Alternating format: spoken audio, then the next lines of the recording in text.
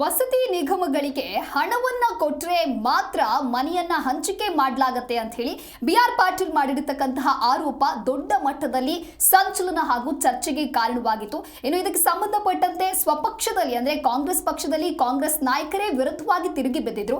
ಇನ್ನೊಂದು ಕಡೆ ವಿಪಕ್ಷದವರು ಕೂಡ ಸರಿಯಾದ ಆರೋಪವನ್ನ ಮಾಡ್ತಾ ಇದ್ರು.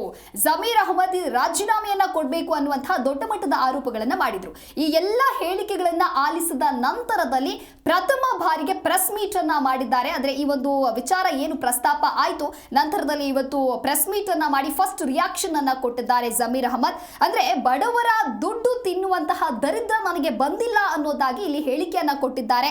ಪ್ರಕರಣವನ್ನ ಸಿಬಿಐ ತನಿಖೆ ಮಾಡಲಿ, ಅದಕ್ಕೂ ಕೂಡ ನಾನು ಸಹಕರಿಸ್ತೇನೆ. ಒಂದು ವೇಳೆ ತಪ್ಪು ಅಂತ ಹೇಳಿ ಏನಾದರೂ ಸಾಬೀತಾದ್ರೆ ನಾನು ರಾಜೀನಾಮೆಯನ್ನ ಕೊಡೋದಕ್ಕೂ ಕೂಡ ಸಿದ್ಧನಿದ್ದೇನೆ.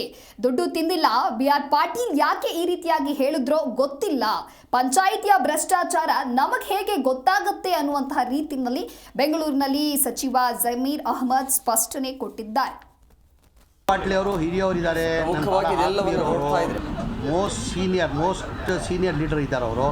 ಅವ್ರು ಯಾವ ಥರ ಇಳಿದ್ರು ಅಂತ ನನಗೂ ಅರ್ಥ ಆಗ್ತದೆ. ನಾನು ಮಾಧ್ಯಮದಲ್ಲಿ ನೋಡಿದೆ. ನಾನು ತಮಗೆಲ್ಲ ಗೊತ್ತಿದ್ದಂಗೆ ಈ ಮನೆಗಳು ಏನು ನಾವು ಹಿಂದಿನ ಸರ್ಕಾರದಲ್ಲಿ ಸಿದ್ದರಾಮಯ್ಯ ಅವರು ಮುಖ್ಯಮಂತ್ರಿ ಇರುವಾಗ 2013ರಿಂದ ಹಿಡ್ಕೊಂಡು 2018ವರೆಗೂ 4,58,000 ಮನೆಗಳು ULB ಸ್ಕೀಮಲ್ಲಿ ಕೊಟ್ಟಿದ್ದರು.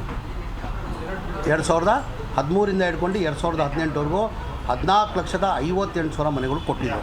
ಅದಾದಮೇಲೆ ಸಮ್ಮಿಶ್ರ ಸರ್ಕಾರ ಬಂತು. ಅದಾದಮೇಲೆ 4 ವರ್ಷ BJP ಸರ್ಕಾರ ಬಂತು. ಅವರ ಅವಧಿಯಲ್ಲಿ 5,80,000 ಮನೆಗಳು ಕೊಟ್ಟಿದ್ದರು. 5,080 ಮನೆ ಕೊಟ್ಟಿದ್ದು. ನಮ್ಮ ಸರ್ಕಾರ ಬಂದಾದಮೇಲೆ 9.5 ಲಕ್ಷ ಆನ್ಗೋಯಿಂಗ್ ಮನೆಗಳು ನಡೀತಾ ಇತ್ತು. ಇದು ಮನೆಗಳಿಗೆ ಕಟ್ಟಬೇಕಾದ್ರೆ 1,20,000 ರೂಪಾಯಿ 1,20,000 ನಾವು ಕೊಡ್ತೀವಿ. ಅಂದರೆ ಅವರೇ ಕಟ್ಕೊಳ್ಳೋದು. ಅಂದರೆ ಒಂದು 3 ಹಂತದಲ್ಲಿ ಅವ್ರಿಗೆ ದುಡ್ಡು ಕೊಡ್ತೀವಿ.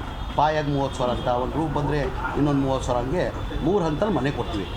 ಈ 4 ವರ್ಷದಿಂದ ಹೊಸ ಮನೆ ಟಾರ್ಗೆಟ್ ಕೊಟ್ಟಿಲ್ಲ. ಕಾರಣ ಅಂದರೆ ಮೊನ್ನೆನೂ ನಮ್ಮ ಸರ್ಕಾರ ಬಂದಾದಮೇಲೆ ಮುಖ್ಯಮಂತ್ರಿಗಳು ಮೊನ್ನೆನೂ ಬಜೆಟಲ್ಲಿ ನನ್ನ ಮುಖ್ಯಮಂತ್ರಿಗಳು ಒತ್ತಡ ಮಾಡಿದೆ. ಇಲ್ಲ ಸರ್, MLAಗಳದು ಭಾಳ ಒತ್ತಡ ಇದೆ.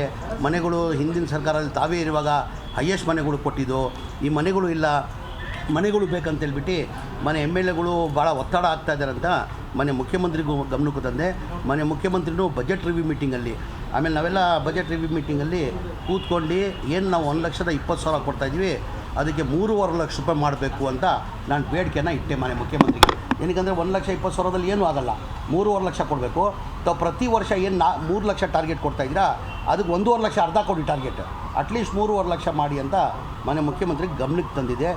ಮುಖ್ಯಮಂತ್ರಿನೂ ಒಪ್ಕೊಂಡಾಮೇಲೆ ರಿವ್ಯೂ ಮೀಟಿಂಗ್ ಮಾಡುವಾಗ ಅವ್ರು ಫೈನಾನ್ಸ್ ಡಿಪಾರ್ಟ್ಮೆಂಟ್ ಅವರು, ಇಲ್ಲ ಸರ್, ಆನ್ಗೋಯಿಂಗ್ ಮನೆಗಳು ಕಂಪ್ಲೀಟ್ ಆಗಬೇಕಾಗಿದೆ, 9.5 ಲಕ್ಷ ಮನೆಗಳು ಪೆಂಡಿಂಗ್ ಇದೆ. ಅದ್ರ ಜೊತೆಯಲ್ಲಿ ಸ್ಲಮ್ ಬೋರ್ಡ್ ಮನೆ ತಮಗೆಲ್ಲ ಗೊತ್ತಿದ್ದಂಗೆ ಹಿಂದಿನ ಸರ್ಕಾರದಲ್ಲೇ ಸಿದ್ದರಾಮಯ್ಯ ಮುಖ್ಯಮಂತ್ರಿ ಇರುವಾಗ 1,80,253 ಮನೆಗಳು ಸ್ಯಾಂಕ್ಷನ್ ಮಾಡಿದವು.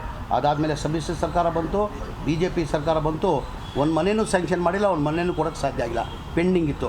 ಅದೇ ಥರ ರಾಜೀವ್ ಗಾಂಧಿ AHP ಸ್ಕೀಮ್ ಅಂತ 47,860 ಮನೆಗಳು, ಅದು ಸೇಮ್ 7.5 ಲಕ್ಷ ರೂಪಾಯಿ ಆಗ್ತದೆ ಮನೆಗಳು.